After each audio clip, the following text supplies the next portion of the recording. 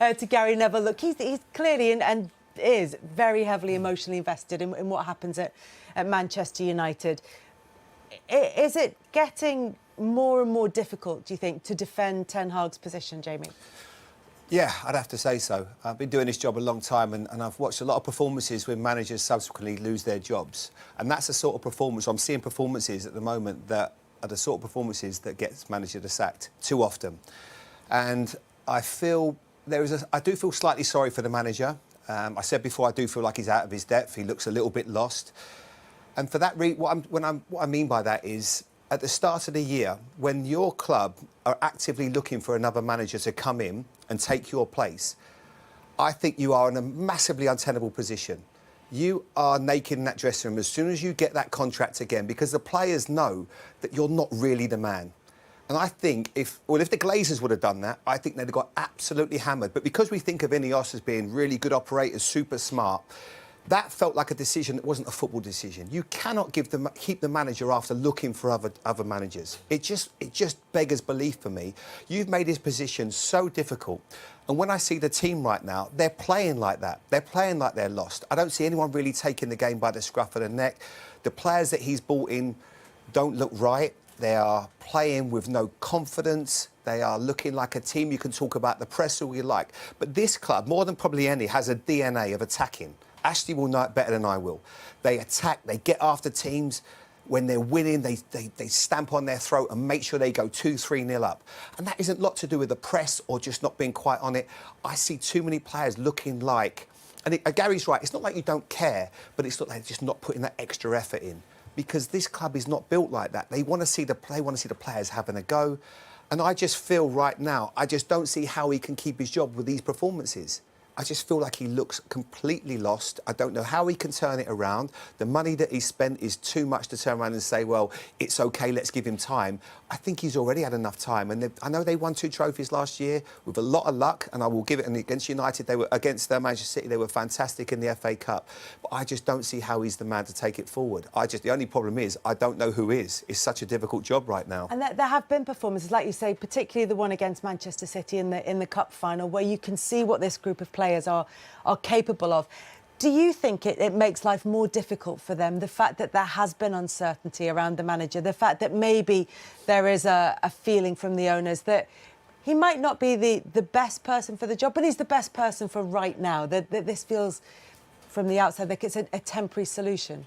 I think you say the right man for right now, but like Jamie's just said there, they were looking for a new manager in the summer. After he won the FA Cup final, they were looking for a new manager, so were they really confident in what he was bringing to go into next season, to go into this season, to then give him more money to go into the transfer window?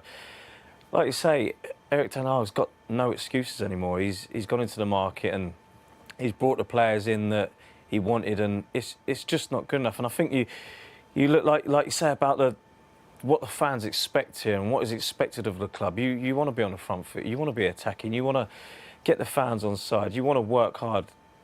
There's none of that out there, and that was just shown today that the players just look lost. And you know, we had a DNA of Manchester United where you're on the front foot, you go and press teams, and like you squeeze teams by the jugular, and you get the ball back, and you know, you get corners, you get throw-ins. There was just none of it. It was like they went out today and they were just happy for Tottenham to have the ball. And you know, over the years, that's not been the Manchester United way. And what's the change? What is going to be the change? And I do think the players, like Jamie said then as well, there needs to be a crisis meeting.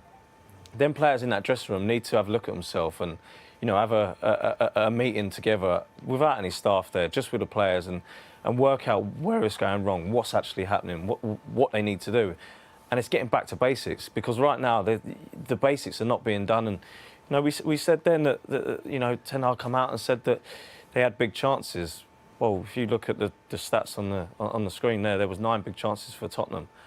That shouldn't happen here at Old Trafford. And like I say, it's one of them things where players now have to have a long, hard look at themselves and try and take this club back to where it should be, where a lot of players that have played for this club know it should be and know where it can be. And as much as there's been that turnover of players, you know, some of those players are part of that squad. What is the level of this squad of players? Because I think that's where a lot of the frustration comes in, is the gap between what they're capable of and what we're seeing from them. That's what it is. I think there's too much individuality out there. You're not really seeing a team, and you're not seeing that togetherness. And like you say, Christian Eriksen said this week that the FC20 wanted it more. It's not even possible. There's no way you can have a team that wants it more, especially when you're at home and you're starting this season. You want to get rid of what happened last season, what happened in the last few years. I've been here when it was successful. I've been here when it wasn't successful. It's a difficult place, but when you're in this club, you're part of that DNA. You know the size of the club. You know where you can take this club to, and it's just doing the basics. It's doing the right things, and you can't go into a game. And like Gary said there, you don't go out as a player not wanting to work. Everybody wants to work, but I think you saw in the first half there, they were run all over by Tottenham, and that just can't happen. And there's difficult games coming up as well. But in this crunch period for Manchester United, as Gary said, it's also about what they do next after these performances and after these results that we've seen quite a few of them since Sir Alex Ferguson left the club. They've got Porto away in the Europa League. Then they've got Aston Villa at Villa Park, which is by no means an easy feat, and also feels in a similar way to this Tottenham one, is like one of those battles for the top four kind of fixtures, and it's on Villa's turf. Yeah, they've got a really big week coming up, as you said there. Not long to recover. They've got to kind of lick their wounds and go again, because not many days between now and Porto. But as you said there, you start looking at the fixture list after you've had a result like this, and you go, right, where can we realistically put points up, and also which games might be a little bit easier than others. But all of a sudden now, because the confidence is on the floor, they're not kind of implementing what the manager wants them to do. There's no confidence in the squad.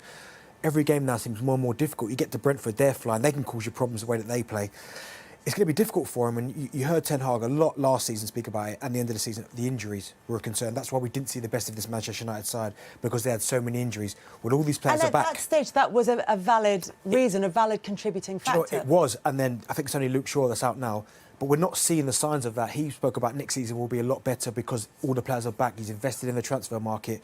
And they look worse than they looked last season with the injuries. So you start thinking, well, whose fault is it? And as you're saying there, that the players have got to take a little bit of a responsibility, look themselves in the mirror. Am I doing enough in my position? Am I affecting the game enough in this situation, in this time, as we speak in the season? And for me right now, they're not. So it's a big week, and you have to fear for Erik ten Hag. I get it about the XG, creating opportunities and not taking them. But defensively today, it's pressing, working it together, collective. It just wasn't there at all. They scored 5 goals in 6 games. Manchester United, how can that be right? That sums it up. They spent £616 million. This is a graveyard for great players. Everyone that comes here seems to just go downhill. You think the chances they should be creating, you should be licking your lips thinking if you're going to sign here and you've got Garnacho and Rashford and players like that, if you're a centre forward, getting so many opportunities, but it's not happening. Everyone, for whatever reason, is so devoid of any confidence and belief. But for Man United to only have that many goals in 6 games is just like you couldn't make that up, in your era, for sure, Ashley. Yeah, of course. And I think it just showed today where you've got the 2 wingers going 1v1, and instead of going to attack the space in behind, they'd rather turn back and play the safe pass. That's when you've got a winger that's got no confidence. And as a winger previous as well, when you're here, when you see a 1v1, that's when your eyes light up. That's your time to shine.